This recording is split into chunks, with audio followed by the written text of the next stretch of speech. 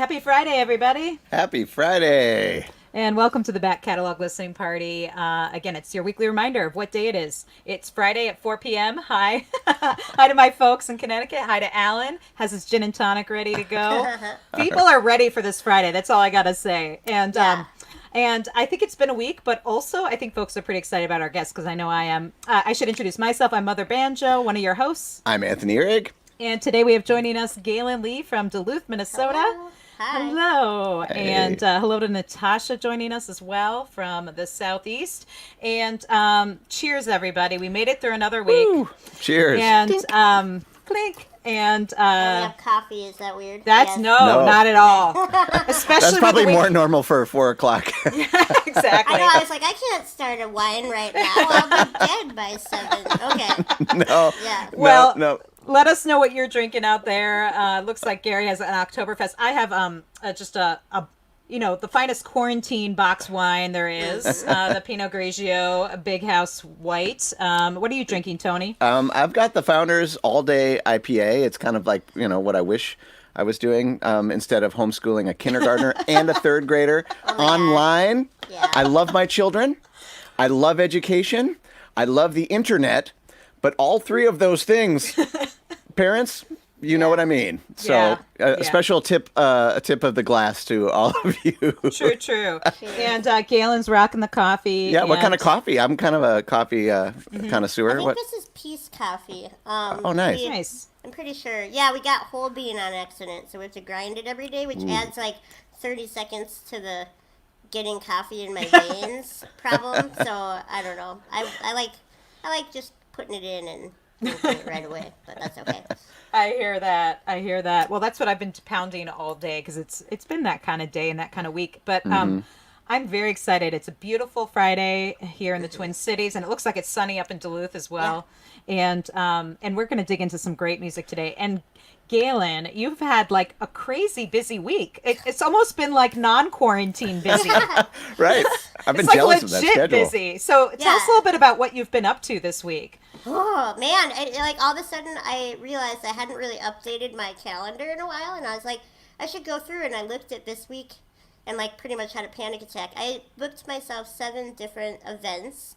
A few of them were panel discussions on accessibility in the arts. I just got off of one with the Recording Academy for Americana Fest. It was about inclusion and diversity. And another accessibility one yesterday. I have a concert, which I'm very excited about, on Facebook Live tomorrow night at 8 p.m. my time, that's produced by an Australian disabled musician. And she got a couple people from the UK and me and her and kind of had a convo concert, and that airs tomorrow at 8. So I don't know, it's just Nice. been a busy week. It's good though, but it is funny to be this busy and yet not have left your house. You're like, what is going on? How am I feeling stressed out in my own living room? I don't understand. So whatever, it's fine. It's Friday, so that's good.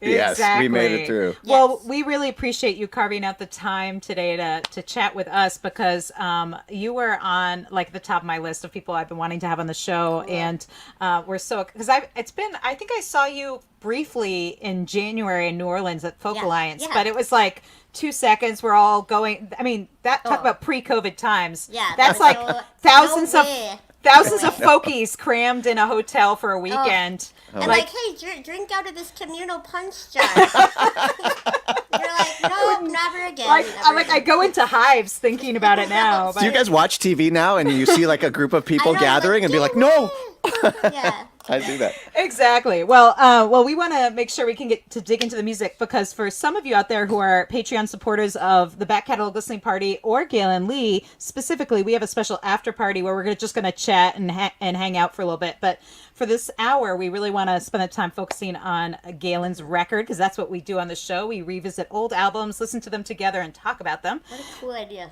Yeah. Such a great idea. I mean, we found during this time of quarantine that folks are really kind of going back to listening to old albums. I know I am, and discovering new music because it's a great time for that because we don't have as many of the live shows. Yeah.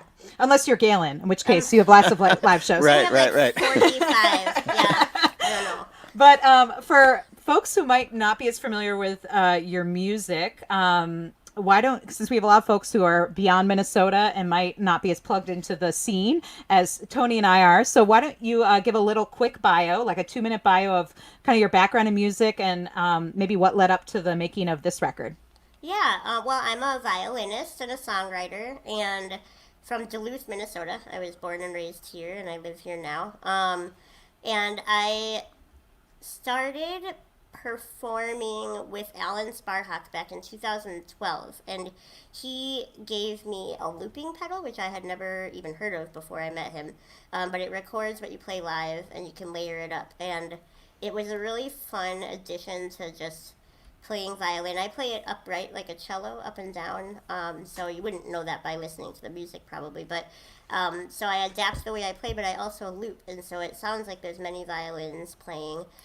And I started writing music around the same time I got the looping pedal, and so I wrote a bunch of songs, entered the Tiny Desk contest in 2016, and I won that, which was a really big, like, huge surprise. This is for me. National Public Radio's Yep, Tiny Desk National concert. Public That's Radio, a so it huge was, deal. Yeah. yeah, it was a big deal. It was 6,000 people or something like that entered, and so that kind of allowed me to launch into the national and international scene, which was not even on my radar, like literally not in the plans. But after that happened, I recorded a small EP, but I always knew I wanted to try a full band album because all the things I had recorded at this point had been either completely solo with the violin and the looping pedal, or duo projects, and I have a lot of respect, and I wish I had thought to invite them.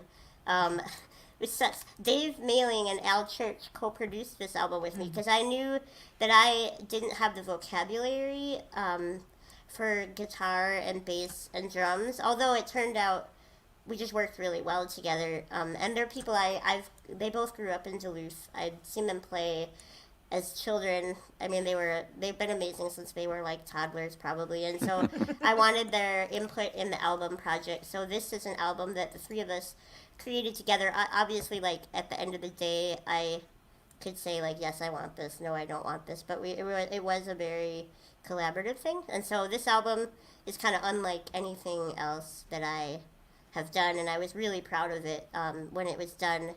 Came out in 2018. It has the most singing of any album that I've ever recorded, so it was fun to make. Very cool. And this album that we're going to talk about is called Learning How to Stay. And yeah, for those of you who don't know, she mentioned Alan Sparhawk of the band Low, a great indie rock band based in Duluth. And again, Dave Mailing, Al Church, all awesome musicians. So it's been really fun for me digging back into this record. It's been a couple years, probably since it was new, that I really did a deep listening of the album. So I can't wait to dive into it. Let's just go into the first song we have queued up, which is Bound by a Thread. Is there anything you want to say about it before we listen, or you just want to chat afterwards? I guess the funny part is there's this intro, and again, it's that I didn't have the vocabulary necessarily to work with all these instruments. So what I said to them is at the beginning of this song, I want it to be like you're opening the door to an attic that hasn't been touched in decades, and there's cobwebs everywhere, and this is the sound that they created for the beginning of the track. What a great description. All right, everybody, this is Gaelynn Lea, Bound by a Thread, on the Back Catalog Listening Party.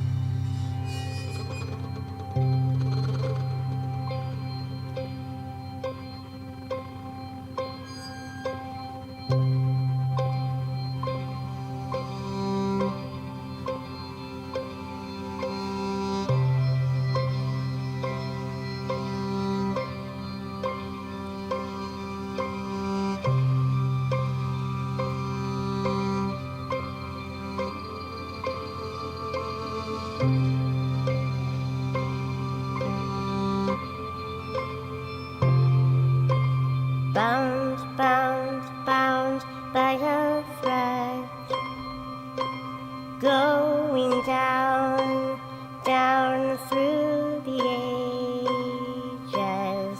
You could could have stayed, but you came here instead to fill my life's empty pages.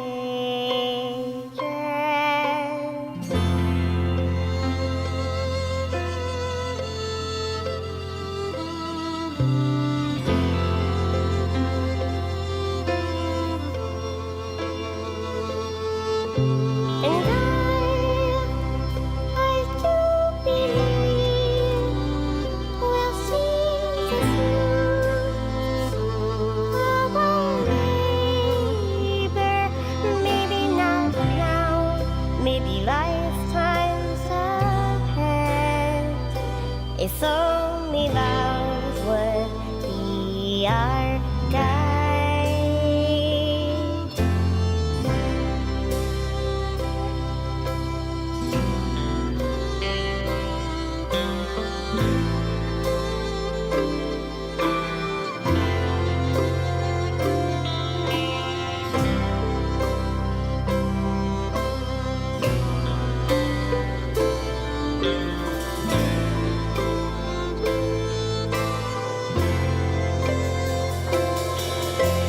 Bound, bound, bound by a thread, going down, down through the ages.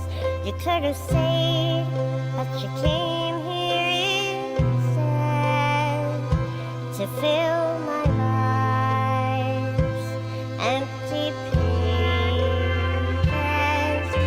And I do believe we'll see the fruits of our labor. Maybe not now, maybe lifetimes ahead. If only love would be our guide, our guide,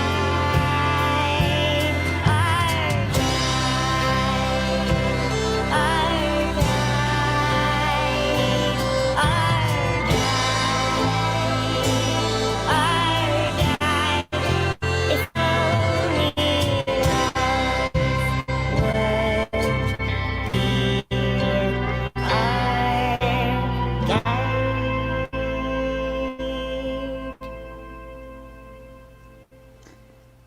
All right. Beautiful stuff from Gaelynn Lea from her 2018 Very nice. release, Learning How to Stay. That was Bound by a Thread. And yeah, I love that description that you said of like opening the attic door because I could hear that from those first few notes. So tell us a bit about the inspiration for this song. And it sounds like you're uncovering something, but what are you uncovering in this song? Well, I wrote this song because one year I read like 4 books about reincarnation.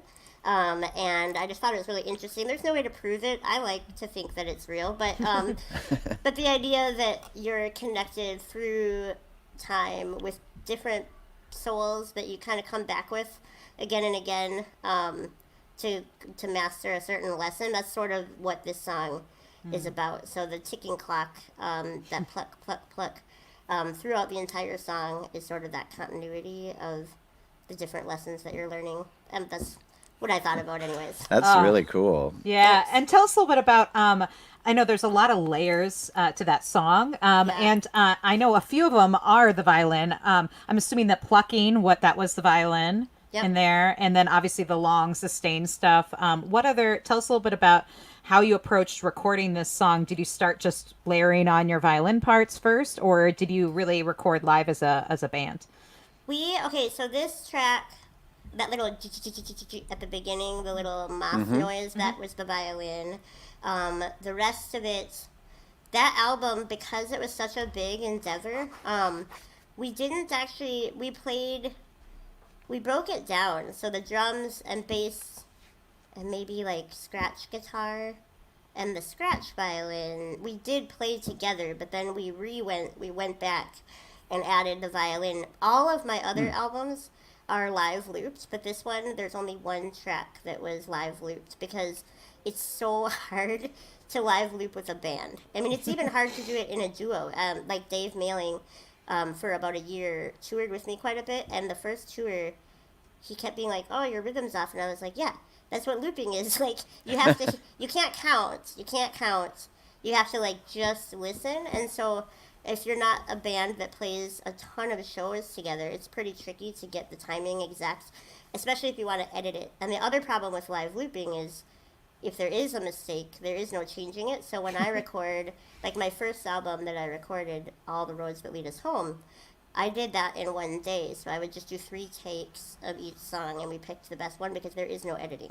And so we wanted this to be a more polished product than any of those, and so we broke it down. So I went in and did the violin parts quite a bit later. The vocals, I did all my own harmonies for this track. But Al Church had a couple of his guitar students come in and sing some ahs in the background. It was so cute. They're like little teenagers, and their names are in the credits. It made me happy.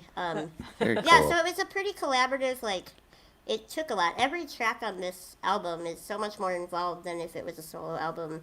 But I'm glad I had that experience. I don't know. I raised like $40,000 for this album on Kickstarter, and we actually used it because there were like 17 special guests, and I had a PR person, and it was like, I was like, you know, I'm going to pretend like I'm the Beatles for one album, and then I will never probably do that again. So it's like the one album where I was like, I raised the money, so I'm going to do everything that I think would be cool for an album for one time, and then put it out in the world and just know that it's there. It just makes me happy, like, to know that I got to really try a true studio album with some people that are super talented. Alan Sparhawk played on a few tracks and also associate produced it, and so it was just it was such a cool group. It was a great experience.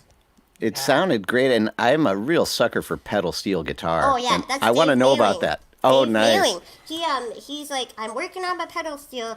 I'm not gonna charge you because it's gonna take me 48 takes to get this right. But he did it at home. He did it at home and then sent the track in, and it just added that touch. You know, like, I believe, because that song actually, all the lyrics repeat. So there's first part, second part, they're the same exact lyrics. But I don't know if you would notice that, because I really believe that if you are going to have a repeat, it has to be different the second time around, and I think that we accomplished that. A big part of it was that pedal steel. Yeah, that when that layer came in, it created almost just a whole new feeling for the song. Very cool. Maybe like the next lifetime. Yeah, Yeah, that's exactly. sort of what we were intending. That is so fun. Oh, it's bringing me back. That was a great time to work on that album. That was pretty cool. Wonderful. And we have a question from Constance, who wanted to know, joining us from YouTube. She says, can you tell us about the album cover? And I was going to ask the same question because it's beautiful artwork. Oh my gosh, I wish I could have sent it to you. So I had this idea of, too bad you can't see the back, but see how there's that anchor chain going all the way down? If you flip the album over top to bottom, the anchor chain continues, and you see a little anchor on the bottom of the back. And it looks like it would be upside down, but it's not, because the chain kind of comes from the top and goes around. That album cover design was a brainchild of mine that I sent a rough sketch. Just the idea of being anchored down and like kind of going through experiences, even if they're hard, and just being anchored in your not beliefs, but like integrity. That's sort of what this whole album is about, right? And so the boat image meant a lot to me, and so I had this brainstorm of the anchor coming and wrapping all the way around the album cover. And the funny thing is, though, I sent a clip art version to my graphic designer, because I did not make that. His name is Sean Stigsel. Stigsel Creative is his graphic design company, and he's married to my cousin, but he's really phenomenal. Like, I think he's so great. But I sent him this clip art version, which was like a clip art boat, an anchor, some waves that I drew with, like, you know, Microsoft Draw or whatever, and then the lyrics. Anyways, I texted it out to my band, and I said, what do you think of this being the album cover? Notes that the anchor would continue all the way down the back, blah, blah, blah. Anyways, a couple months later, I was in the recording studio, and I asked our engineer, like, what did you think of the album design? And he's like, well... And I was like, oh, do you think the water is too cheesy or something? Because we're in Duluth and maybe it's too cliche. And he's like, well, I mean, I just don't know. I mean, is that the final artwork? And I was like, no, that is a clip clip art version. And he's like, oh my gosh. He's like, I actually lost sleep over this last night. So I was going to have to tell you, like, why would you invest so much time in an album and then put that as the cover? And I was like, oh, no, that is like literally just like me brainstorming. And then it turned into this. And I think he took a photo of a boat that was in storage in Duluth down by the harbor. And then he went and he took a photo of a scratched up metal sign, which is the texture that you see. And then he added the water and then the anchor. I just really like it. The bright colors. He did a great job. Yeah, Sean Stigsel. He's pretty awesome. And also, we'll have to get that in the comments later so that if people want to, find his artwork, they can do that. But also, if folks want to get the actual album where you can see the whole album art and see that anchor on the backside, that's where you can get the album, the link scrolling at the bottom of your screen. So, and I will say also all the audio, and we're going to obviously explore more tracks here. But again, the sound quality of this album is just so beautiful and the production is so great that you're going to want to hear it on high fidelity version, not just streaming through Facebook and YouTube. So anyway, well, let's actually, before we move on, we did get a question. Tina wanted to know, got a name for your book. So tell us a little bit about, you have a book in progress? I am. In November, I'm taking some time off. As you noticed, I'm not good at managing time. So if I didn't say, like, I'm taking time off, I would end up being busy through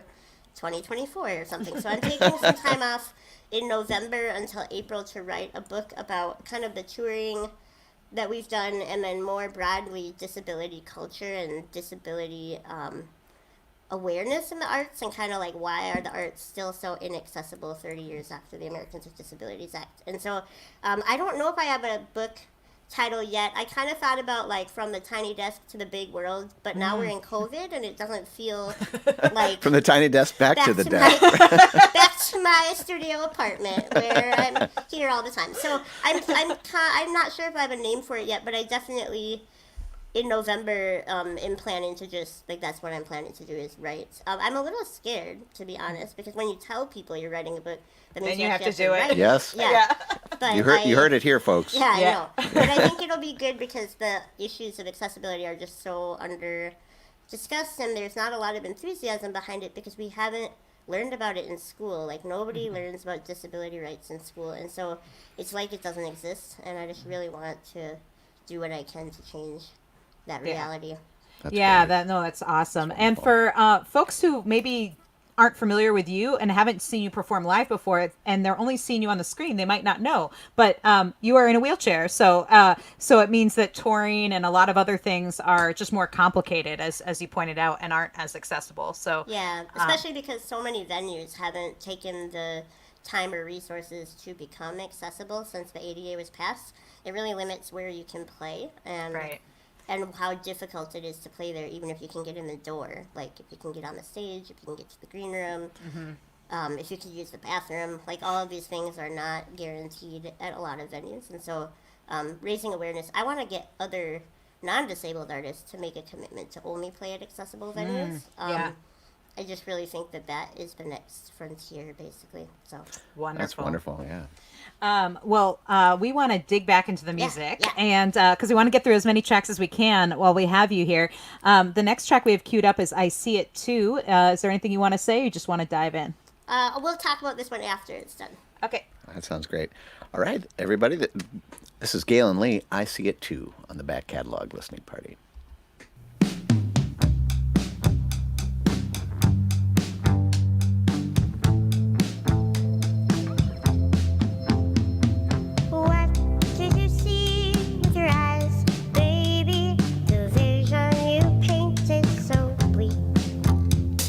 The world drained out all of your color. Do you find only that which you seek? 'Cause I see it too, just different.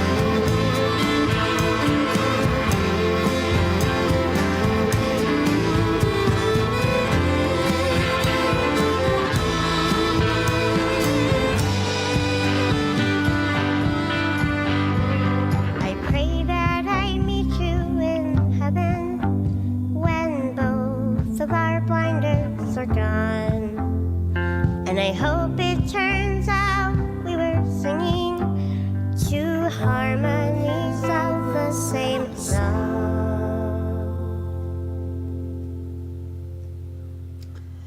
Oh yeah, I love that ending. That is Gaelynn Lea with "I See It Too" from her 2018 release, "Learning How to Stay." And Gaelynn Lea joining us today on the back catalog listening party. And yeah, I love how that ends. It's just such a beautiful sentiment, and just ending with that. I love that. Yay, thank you so much. Thanks. Yeah, listening to we talked about the last song and all the layers that are coming. Like, how much were you bringing to the band from kind of like your kind of demos or looping pedal or whatever it is you use to kind of present the material? How much of that was kind of already set before you brought it into the studio, and how much of it was just kind of came out organically as the process evolved? Well, this song, the reason I wanted to include this song is this was kind of a fun one because this is one that Alan Sparhawk and I performed together a lot and had never recorded. And I wrote to him one day and I was like, I'm sure eventually we'll do another album together because we have an album out called Imperfecta by the Murder of Crows. And I was like, but would you be okay if you performed on it if I put this on my solo album? Because I wrote the songs. We would just play them together. And he's like, yeah, I would be totally okay with that. So he played the same guitar part that he plays when we do it together, but we didn't have drums ever, so that kind of changed the energy of the song right away. Marty Dash, he's amazing. And Oh he was man, the is drummer he on that this. track? Oh yeah, he's on all the tracks. All He's the so tracks. Great. I love him, and Yeah. he's amazing. And so he changed the vibe, and then the cool part. And then the violin loop that's sort of in between the bridge. That is not actually live loops, but that is the loop that I play when I perform that with Alan. But then there's other things like Jeremy Yildisacker from Minneapolis, who I also love. I mean, there's so many people on this thing that I just love that it's hard to not smile when I think about it. Jeremy was like, "Hey, can I be on your album?" And I was like, Nice. "Yes." Here are the tracks, and so he picked a few, and he made some of those weird guitar noises, like the and then Dave Mailing was like, "Hear me out. I want to have a saxophone."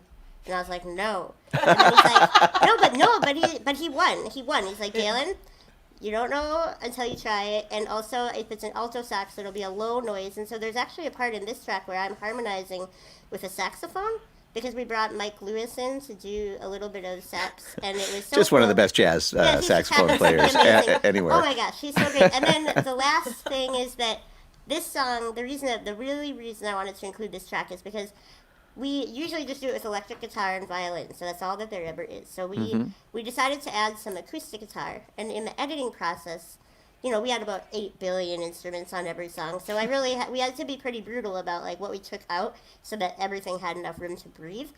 So at one point I was like, I want to take out the acoustic guitar on this track. And Al Church, who is maybe the most easygoing guy in the world, looks at me and he's serious. He's like, if you take out acoustic guitar on this track, I am leaving this album project. You only take it out if you hate sunshine. And I was like, okay, fine, we can keep it in. And he was right. He was totally right. It needed to be there. So this was a very fun one to build, kind of from the bones that we had already had. And then Alan did all the vocal harmonies on this track, which is sweet because that's how we do it at shows. So it was just kind of nice to have his presence on that track because he obviously was the person that I started singing it with. So it was cool. It was a fun album and a really fun track. I think one of the most amazing things is when you have that much going on for there to still be that much space in the music. And when I was Yeah. listening to these tracks, it's the first time I heard a couple of them, and that's what really stood out was this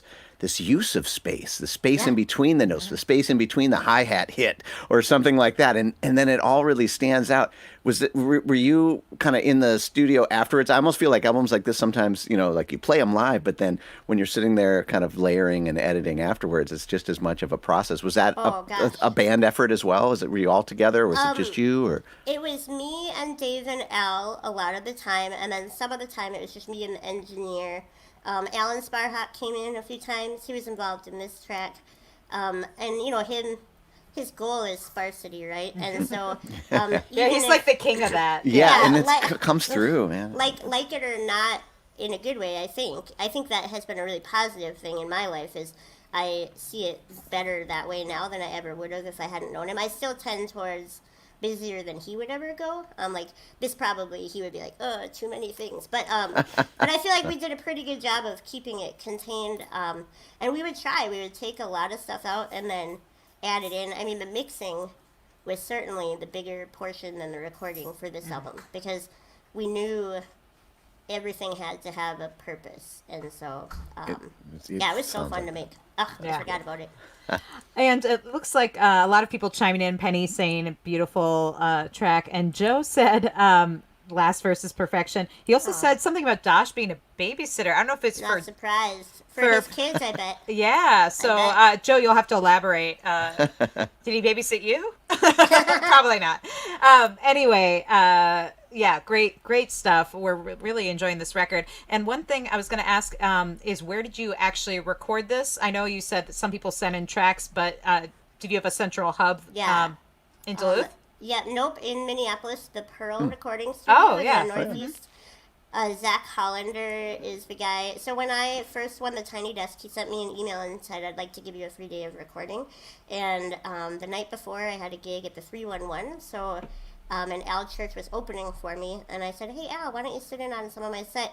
And it was like magical sparks of musical chemistry. And so I was like, why don't you come to my recording session? Because I was only going to do like a track. And just for fun, just to like go down there and meet Zach and stuff. And we ended up putting out an EP together because of that. So the songs we sing along the way, which is the album right before this, well, not right before, but the album earlier, 2 years earlier. But I really liked working with Zach because I'm a perfectionist, and so I have really hated recording when I started. Like, I actually had to call my psychologist and said, I think I'm having a heart attack, like the first time I recorded. And she's like, I think you're just really nervous, so why don't you do it? And if you still feel that way, go to the hospital when it's done. And I felt fine afterwards, and so she was right. Because I think it's like, you build up this idea that there's so much pressure to recording, but Zach, his philosophy is like, you're building a sculpture, don't worry, and it's also just a moment in time, so it doesn't have to be like perfection. And he's also just the chillest guy, and for some reason, I don't know how he got so good at it, but he really is like in tune to, a lot of times men dominate recording spaces, and so he always made sure, in the most, like the literally most sensitive way possible, to make sure that I got heard. I mean, Al and Dave are also amazing, but it's, it gets kind of heated, right? Like, you're not all in agreement on something, but like, Zach is just like a master. And I said, one time when no one else is there, I was like, how are you such a good, like, you're just like the best peacekeeper, negotiator, like, diplomat in the world? And he's like, that's actually all a recording engineer is. And he was kidding. But I mean, it's true. He was just so, That's the secret skill. But it is the element that separates a good engineer from a great engineer, is someone who has that presence in the studio and can negotiate all the personalities and the so music, great. on top of that. So, I think it is kind of, there's an analogy between like the engineer and a therapist, actually, because a therapist really gets you to basically explain your own problem, right? And like, I think that's what a good engineer does. They sit there and they're like, try again, or But that in was such it. a Just nice trust way. yourself. Like, Yeah. He is so great, and so I loved being able to work with him on a big project, especially with other producers, because it was good for all of us to feel heard. It wasn't like he sided with me more than anyone else, but he did give everybody this space, and at the end, I think that all of us were really proud of how it turned out, and I think like all of us felt like we had like, it would not be the same album, especially with me and Al and Dave, if any of us hadn't been there. And then what Andrew Foreman on bass and Marty Dosh on drums, like, they added so much. It just wouldn't, I could not have turned out an album like this without everybody's pieces. And so it was fun to have him at the helm, kind of making sure that it was like always fun to do, because he did a really good job of that. That's great. Yeah. Wonderful. Well, if folks just tuned in, we're here on the Back Catalog Listening Party, exploring Gaelynn Lea's 2018 release, Learning How to Stay.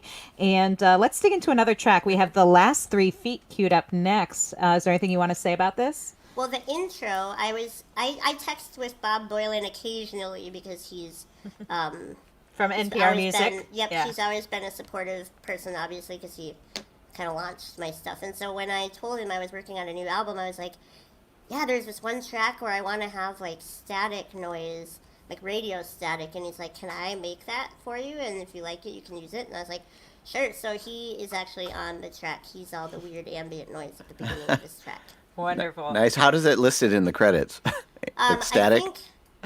Static Bob Boylan. I think it was static and like ambient noise or something. I don't remember how I put it, but yeah. All right. This is Gaelynn Lea, The Last 3 Feet on the Back Catalog Listening Party.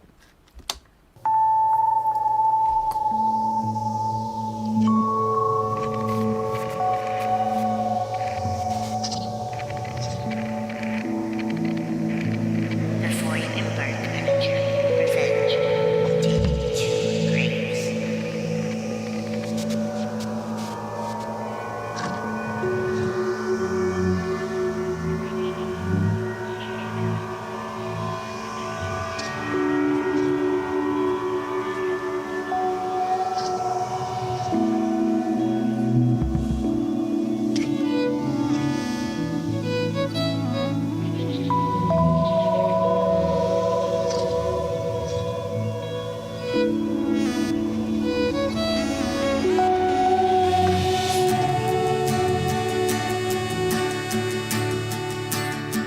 You are the darkness of my heart. You are the shadow of my soul. You tore my peace of mind apart. You are the thoughts I can't control. And I want you to know that forgiveness isn't easy. We mine for diamonds in the deep, but all we're bringing up is coal. You pay me visits in my sleep, never returning what you stole. And I'm trying to go down the path that one day frees me from you. The longest mile, the last 3 feet. How do you make a heart complete after the wind has ripped your sail in two? The longest mile, the last 3 feet. Measure the distance in between. It's never as far as it seems from me to you.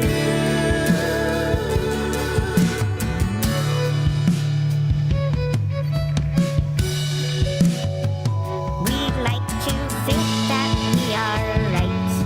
We wanna feel that we are good. We say we're following the light. We all hope to be understood. But here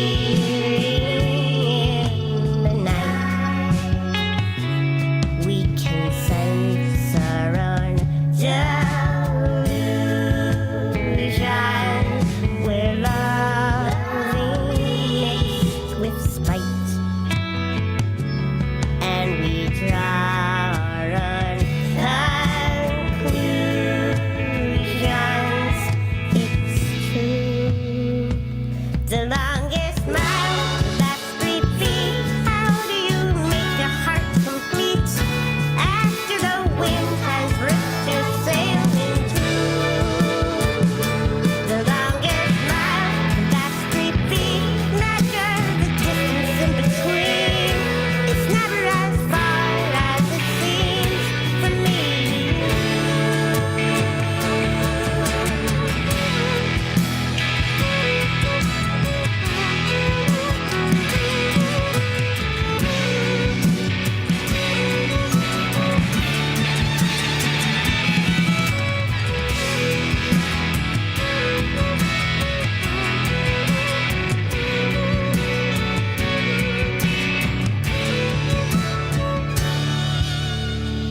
And if you wrestle with your pain, when do you feel the seeds of change? Find me, take hold, and rearrange.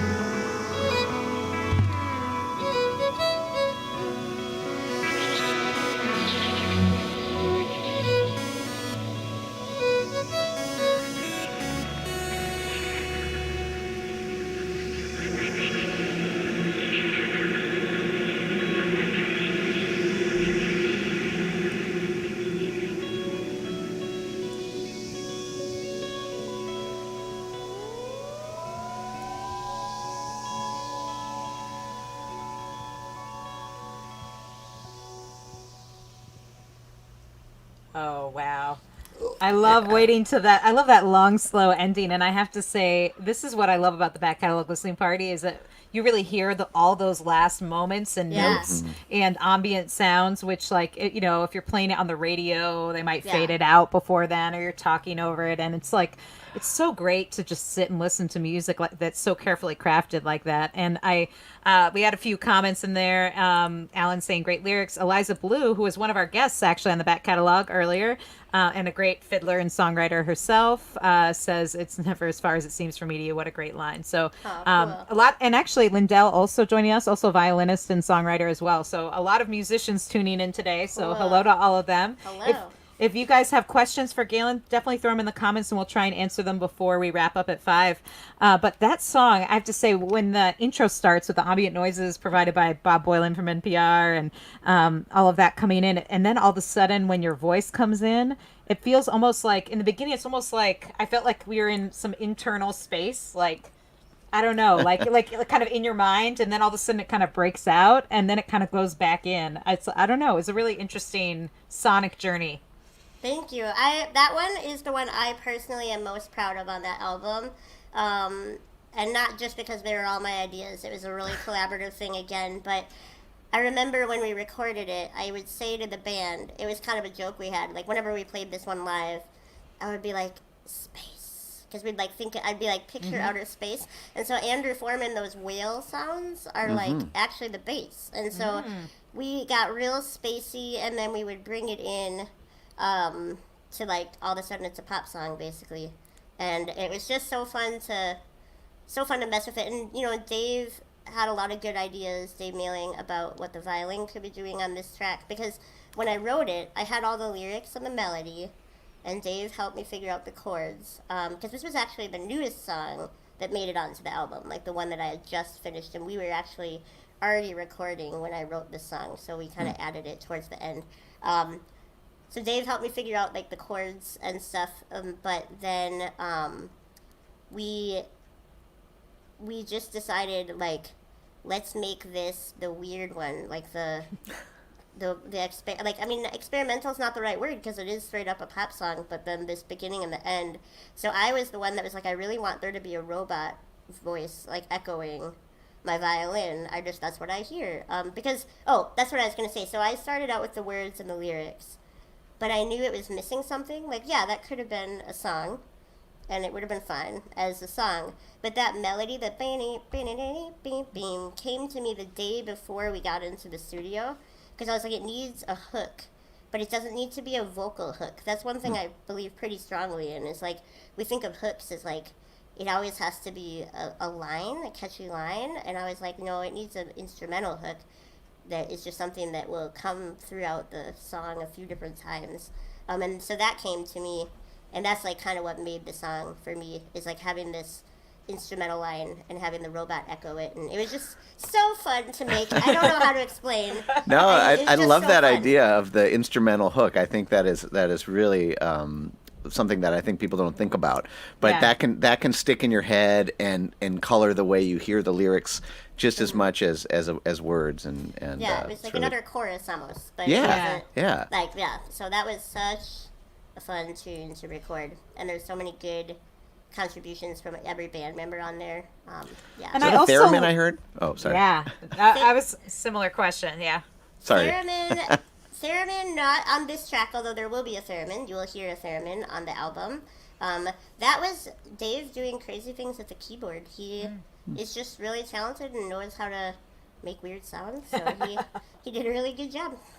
I was gonna say, I love kind of how it has this mix of both organic sounds and kind of like mechanical sounds, like you have the robot voice, but then you have these whale sounds. It kind of, so it alternately sounds like space, like but also like you're on the water or something. So I kind of love that about the song. It's just like, and in the beginning, I don't know what the sound was, and maybe that's the weird noises that Dave was making, but it sounded almost like church bells in the beginning. That was Bob Boylan. He added those. So I sent him that line, before you embark on a journey of revenge, dig 2 graves. I sent him that line, and I said, this is where I want static. And he brought in these church bells. And I was like, dang. I don't know why. Like, I don't even know what that. I mean, to me, that's just like breaking through the clutter, I guess. But the futuristic sounds, for some reason on this song, I was just like, I don't know why I want this. I cannot explain it or justify it to you, but I want it to sound a little bit like not from Earth, and that's all I can tell you. And so they made it happen. Like all the people that contributed stuff just like really did a good job of visualizing that with me, even though I guess the lyrics aren't so much about that, but it's kind of like a bird's eye view of a problem. So that song was written about a friendship that kind of imploded and really traumatized me for a while. There were a few years where it was just really hard to get over what happened, and that idea of the last 3 feet, like how do you get to that place where you're finally able to forgive someone? And I think having a bird's eye view is sort of what eventually makes that possible. And so maybe that's where this outer space for me vibe came from, is you really have to detach from it and to eventually be able to forgive. So I don't know. Who knows? That was a fun thing to work on. It's so great and Thank you. so fun. Well, let's see what else we can squeeze in before we have to go today. Absolutely. So we have one. The next one queued up is "I Wait." Let's do it. Okay, let's jump in. Jump right in. All right. This is Gaelynn Lea. I Wait on the Back Catalog Listening Party.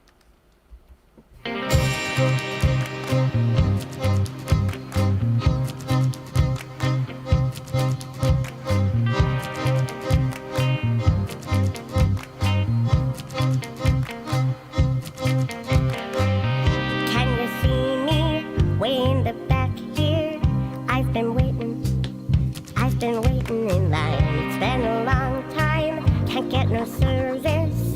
Still I am hoping for a sign that one day things will change and we can finally take our place.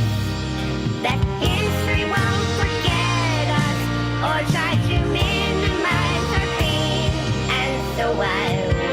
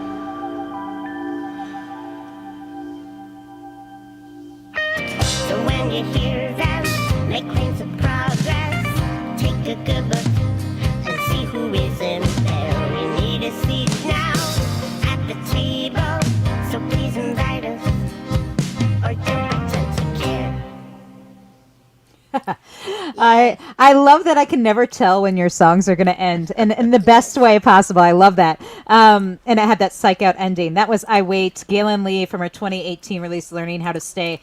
And that's straight up kind of a protest song essentially. But Yeah. I have to say, what I love is it's so I mean, I think when people think protest songs or political anthems, they think of, or things that have a message like that, they think of like one specific style of music. Yeah. And what I love is that this is completely 100% Gaelynn Lea. Well, and Al Church and Dave, I remember being like, is this song? I mean, this is the one, and I hope we still have time for Grace and the Tender Hand, so I'm going to try to keep this short because we think we have 7 minutes. This song is about disability rights, if you didn't know. I mean, you probably do, but in case you didn't, just like needing a seat at the table and being kind of just frustrated that it's taking this long to get into the mainstream mindset. It's way too long. We need to be there already. And I wrote this and I was kind of nervous that the disability community wouldn't resonate with it, so I sent it out before I decided to record it to a few right after we recorded the rough takes. I sent it out to a few disability advocates, and one of them wrote back and he's like, "Dare I say," because it's kind of a joke, that I'm inspired by this song, because people with disabilities do not like being called inspirational. But he was like, "This is like a song that we need to hear." So I decided we would continue to go forward on it. But what was cool about working with a full band is it could have the power that I wanted it to have behind it, where it's a different. I play it solo, and it's still, I think, impactful. But this, just like the urgency comes through more with the full band. And Al Church thought of the little clappy clap clap clap things. I love that. And then just having like the organ, just having a more power than it would have had as a solo number was really fun. That bass line just is it's like a pulse. It's just it is. pushing it forward. We were picturing people marching like this is like a anthem. And what was cool is I didn't want to beat people over the head with it, so I don't mention the word disability anywhere. But one day, as I came into the recording studio, the engineer's like, "Oh my gosh, I just listened to that song again." And like, "This is about disability rights, isn't it?" And I was like, "Yeah." And so it's cool that it translated even for an able-bodied person to know what I was talking about. But other people from different minorities have told me that this song has been helpful for them, because I think the feelings of frustration kind of transcend a lot of different oppressed groups. For sure. Yeah. I think it's such a great tune, has such great driving. Chris says, I love the punchiness of the drums on this, in addition to the overall liberation tone. Cool. Yeah, great stuff. Well, we are going to try and squeeze in that last song. Yeah, let's do it. Before we have to go here, this is Grace and a Tender Hand. Let's just dive right in. Okay. All right.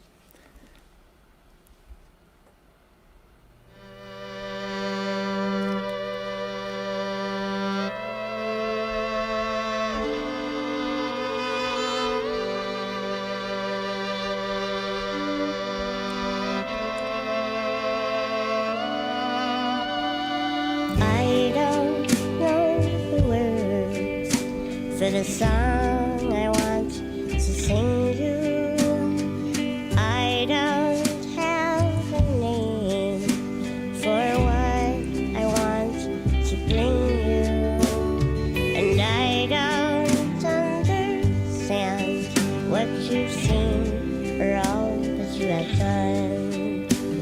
But if I could bring you peace today, my battle would be won.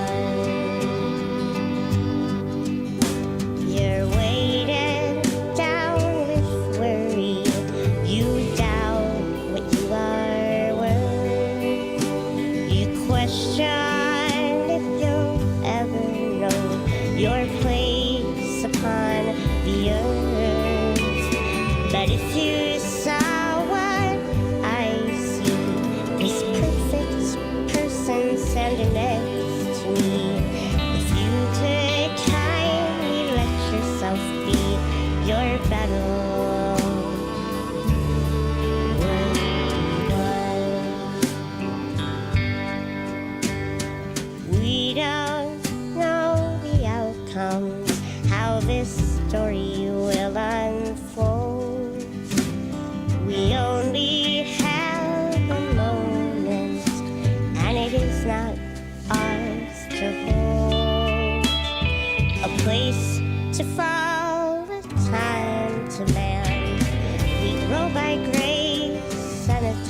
hand. The beauty of this hidden plan is our battle has been won.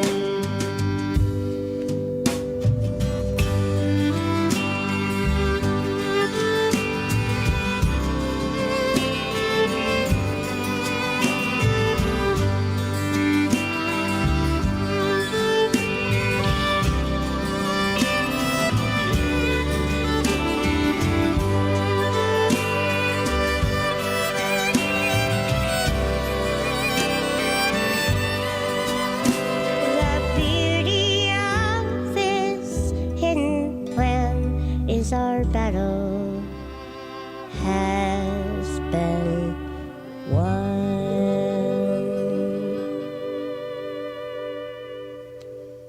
Ah, beautiful stuff. What a perfect way to end the show today. That is Grace in a Tender Hand, Gaelynn Lea from her 2018 release, Learning How to Stay. What a beautiful song, Gaelynn. Really beautiful. Thank you. Thank you so much.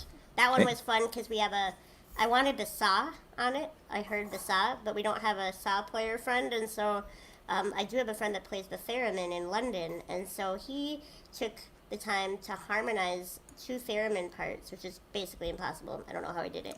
And sent us theremin tracks so that it can kind of come in and out of the music, and it attained that kind of warbly highness that I was looking for. It was just that was a really fun tune to work on, and I'm grateful for all the people that collaborated on that one. Well, Wonderful. it just leaves me feeling good. Yay. It leaves me, ready for the weekend, and I just want to thank you so much for taking the time to do Yeah. this with us today and sharing your art with us, and also for sticking around for the after party. Ellen, you want to talk about that a little bit? Yeah. So, as some of our Patreon supporters, those giving at that $10 and $15 a month level, and these are all our patrons, by the way: Penny, Ann, Alinda, Bevan, Connie, Vaughn, Alan, Chris, Alex, and Becky. Thank you so much. And this is becoming more and more important because Facebook is changing some of their copyright rules. So we're going to have to be moving to more exclusively to to YouTube and some other platforms. So it's going to take more resources. So thank you for supporting the back catalog listening party, so we can make sure that artists like Gaelynn get heard. And also, Gaelynn has a Patreon as well, and so her supporters and the back catalog listening supporters are coming together for an after party, which is a special perk of being a Patreon supporter. And so we're going to be hopping off here and going on a little Zoom chat so folks can chat face to face or screen to screen, as the case may be. And if you want to hop on the Patreon train for future after parties and special events, then you can do that and support the show. But mainly, we want to thank you for listening. And if you enjoyed it, share it with a friend. And Subscribe to that YouTube channel because it's going to be pretty our soon. kind of That main will be our channel, I exclusive. think. Yeah, exactly. Wow, interesting. Yeah. So, and next week we have, Robbie Folks is going to be joining us from Chicago. So excited for that. Yes. Very, very One excited of, about that. Grammy nominated songwriter, So amazing country What? bluegrass. He's worked in like every genre possible, pretty much. So we're pretty excited about that. It's going to be a good one. So thank you for joining us. And we'll see those of you who are Patreon thing, look for that message. I sent out a reminder to the back catalog Patreon supporters recently with a link, and we'll see you on Zoom. And the rest of you, we'll see you next Friday. See you next Friday on the Thank back you. catalog listening party. Thank you, Gaelynn. Have a great Have weekend. a great day. Yeah, see you later. Bye. Okay.